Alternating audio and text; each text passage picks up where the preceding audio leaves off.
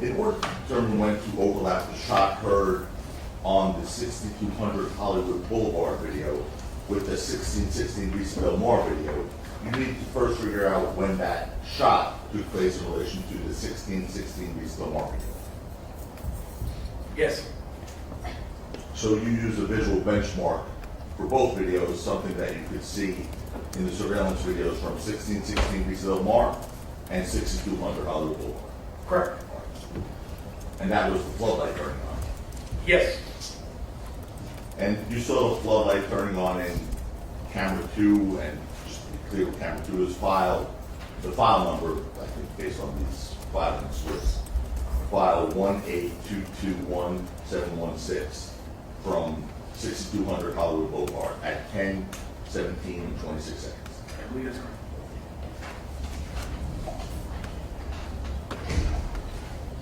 Now, but even seeing that floodlight in both videos, there would have been only two ways to use that benchmark to determine when to overlap the 1616 East Del Mar video and the 6200 Hollywood Boulevard video at the early moment when the shot would have occurred in the 1616 East Del Mar video, correct?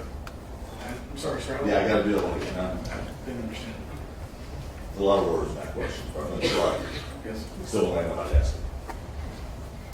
But even seeing that floodlight in both videos, the one we just discussed, that benchmark, that floodlight going on, right? Okay. Is that yes? Yes, I'm sorry.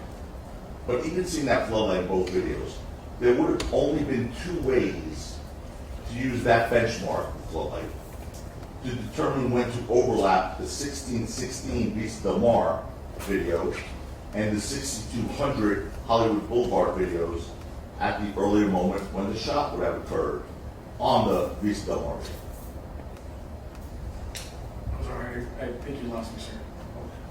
So the two videos, again, the benchmark for that was floodlight going on. Correct. One of them benchmarks, yes. What did you use to determine when to overlap the 1616 East Del Mar video and the 6200 Hollywood Boulevard video? Again, it was just the totality of the videos, looking at the sequence, the floodlight, the individuals on the video running from one point of the camera to the other, just kind of looking at it in sequence over and over. Everything seemed to coincide with the sound from the 6200 camera. Okay. Correct me if I'm wrong, I think there's two methods, and tell me if you use one of these two. One would have been to rewind both videos simultaneously to the exact moment, right? Or, let me rephrase that, to rewind both videos, 6200, 1616, simultaneously the exact amount, 30 seconds, for example, right? Would that be one way? That would be one way. I mean, anticipating that each individual camera system sometimes has its own time. It doesn't mean they're all automatically set at the first exact second or coincide with each other. But again, roughly looking at the light with the individual persons on those cameras, watching them in sequence, it's the best way I can explain it to you. Okay. And the other way would have been to determine how much actual time passed on the 6200 Hollywood Boulevard video between the floodlight and the shot heard, and then use that same actual amount of time to rewind the 1616 East Del Mar video, right? Yes, roughly. Which of those two methodologies did you use? I think we explored every option, just to try to gauge the best possible, but I can't tell you which one I believe was more accurate than the other. Again, I just looked at the totality of all these things to see that they coincided. Well, my question really more is, which one did you use? How did you do it? I mean, I looked at both. But I think the one that stood out more to me was the light, the floodlight. I understand that, but I'm saying, did you rewind both videos, the 6200 and the 1616, to the exact same amount? I don't recall whether we were running to the exact second, but to the point where it coincided with the sound. And so, yes, I mean, to answer your question directly, roughly yes, about the same time. Okay. Bear with me once.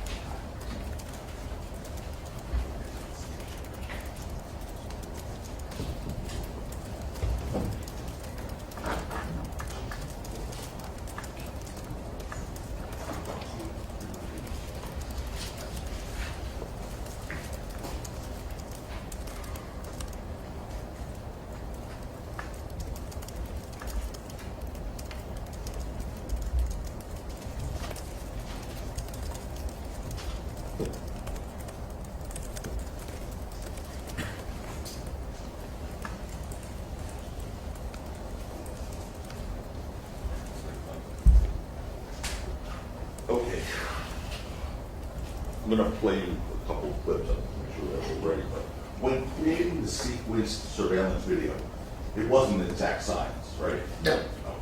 Meaning, the overlapping was done by hand, right? Correct. In fact, I think at 55 seconds into the sequence surveillance video, you can see that little cursor being moved by hand in the upper right corner. Did you see that? I don't recall that. All right, we'll show you that. Sure. Which exhibit is this? Is this People's 15 or we're using our own? This is People's 15 already. We'll use this one for this. At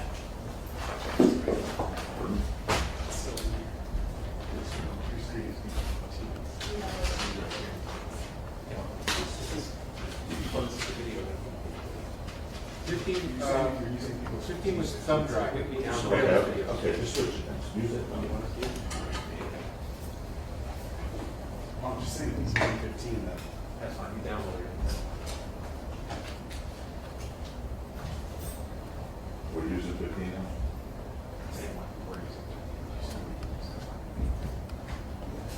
Anyway, once we get all this figured out here, at 55 seconds on that video, you're going to see hopefully, see if you can look at the upper right-hand corner and you can see that little cursor being moved by hand, the upper right-hand corner, at 55 seconds. Okay. See that?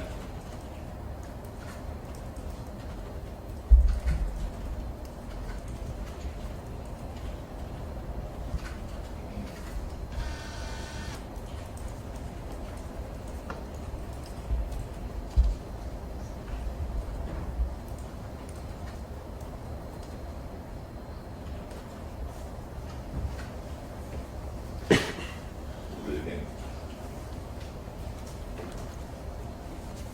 You see the cursor? I do. See those balls over there, those little round things? Did you see it moving around? Yes, sir. Okay. So that means obviously it's being moved by hand, by someone. That would give me an indication that it is. And as you said, you saw the floodlight turn on in camera 2, which again, I'll re-identify as file 18221-716 from 6200 Hollywood Boulevard at 10/17/26. Okay. And you heard the first shot on camera 2, different file number, which is 182220214, at an earlier moment, which you believe to be 30 seconds earlier based on the timestamps. Correct? Sir, I'm not sure I understand your question. The two shots in different, No. The first shot on camera 2, which was filed, well, 182220214. That's the name of the file number that I have to identify. okay.